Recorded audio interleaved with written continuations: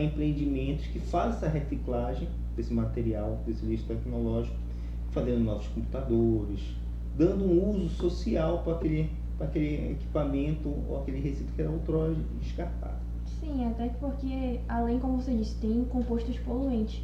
Mas, assim, a implantação dele seria como dar uma segunda vida para ele, isso.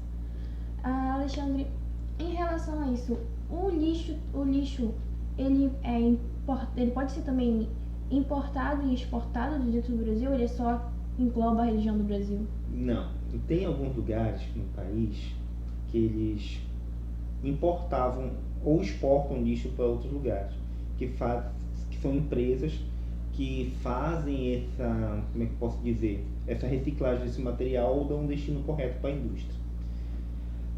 Por exemplo, vou dar um exemplo. Aqui na cidade de Ananindeua, por exemplo, a gente não tem uma empresa que faça a reciclagem de pneus, por exemplo. Não faz reciclagem de pneu. Aí, o que acontece? A prefeitura tem o resíduo, recolhe esse resíduo dos pneus e encaminha uma outra empresa em outro estado que faz a destinação correta daquele lixo, né, daquele resíduo de pneu. Tinha ainda também a questão de a gente no Brasil importar esse resíduo de outros países, principalmente da Argentina, já teve casos. A gente importava esses pneus para a Argentina e dava a destinação correta aqui. Muitos veem isso como uma exportação de problemas, né? A gente então já tem alguém que faça essa questão o tratamento adequado do lixo. Eu acredito que a gente tem que estimular que esse negócio se implante na nossa região, na nossa cidade.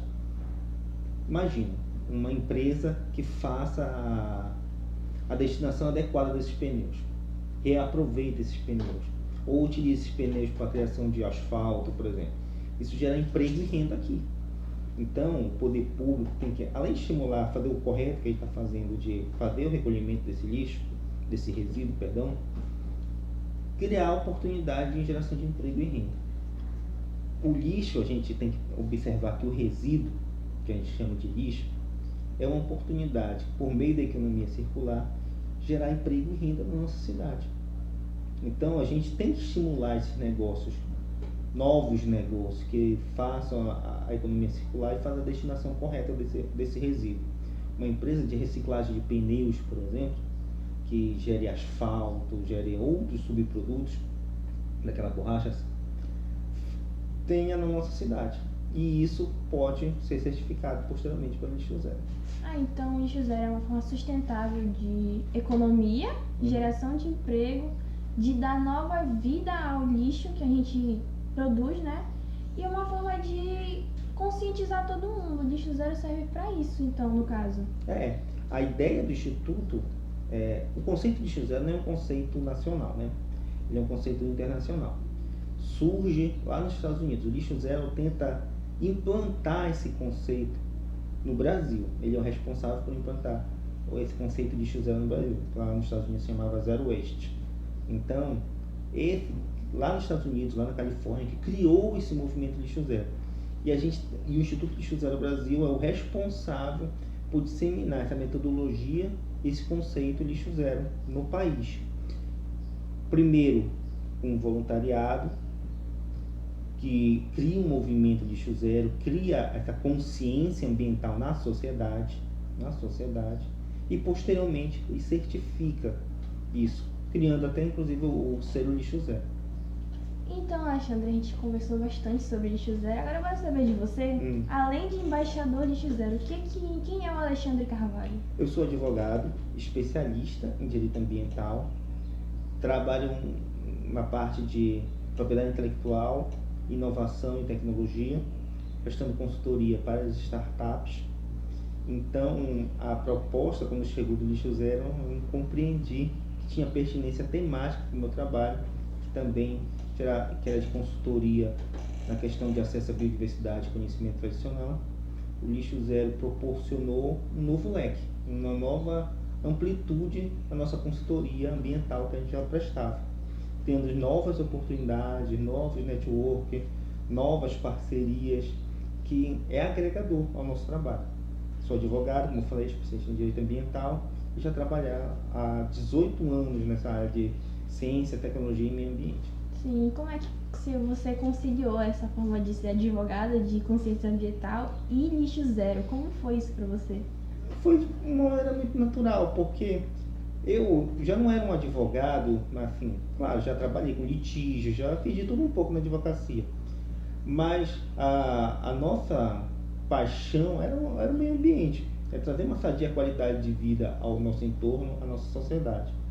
Então, trabalhar não no litígio ambiental, mas trabalhar na consultoria que faça que essas empresas ou o poder público não tenham litígios ambientais, é o que já nos movia anteriormente, fazendo as consultorias extrajudiciais, vamos dizer assim. O lixo zero, como eu falei, ele é um agregador. Ele trouxe novas oportunidades, novas oportunidades para a gente desenvolver o nosso trabalho na consultoria ambiental. Mas a gente não trabalha com consultoria ambiental, principalmente na Amazônia, onde as pessoas não têm a preocupação com o meio ambiente. Então a gente só vai ser um negócio ambiental se a gente conseguir mobilizar pessoas, ter referência na mobilização dessas pessoas.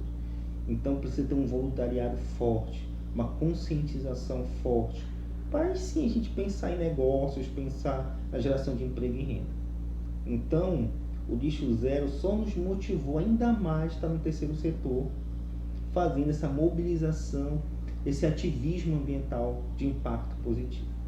Aí quando eu ficar mais velha eu quero ser embaixadora de lixo zero agora. A partir dos 16 anos já pode ser da Juventude Lixo Zero, tá? Além dos embaixadores, tem o movimento jovem, ativista, que é o Juventude Lixo Zero. E a partir dos 16 anos já pode participar do Juventude Lixo Zero. Eu quero agora fazer parte. Legal. Então foi muito bacana. Você já era envolvido com questões ambientais e o lixo zero foi um estopim maior para você na sua vida. Isso. Então, explica pra gente, essa parte de ser advogado já no meio ambiental, essa parte de se envolver com o lixo zero, foi tipo, mágico pra você, posso dizer assim? Uma coisa grandiosa na sua vida? Isso só reforçou o nosso compromisso ético com a proteção do meio ambiente. O lixo zero é um meio agregador de novas oportunidades, um pensar novo para a cidade. Porque a gente, quando pensa em ambiental, pensa em direito ambiental, meio ambiente, a gente pensa num ambiente rural, que a gente vai proteger os animais, as florestas, o conhecimento dos povos e comunidades tradicionais da Amazônia, fala de licenciamento de grandes empreendimentos, mas a questão ambiental tem um impacto muito maior na Amazônia no ambiente urbano, principalmente na região dos resíduos sólidos. Então, anteriormente, não tinha essa preocupação, esse olhar para o meio ambiente urbano, o que foi proporcionado agora por meio do Instituto Lixo Zero Brasil, que nos chamou a atenção para a questão da sustentabilidade no meio ambiente urbano. Então esse foi o papo, galera. Eu gostei muito de conhecer o senhor, conversar sobre esse assunto muito interessante que é o lixo zero. Espero ter o senhor de volta aqui mais uma vez. Está à disposição. E muito obrigado. Eu que agradeço. E esse foi a nossa edição, galera. Muito obrigada pela atenção de vocês e até a próxima. Tchau.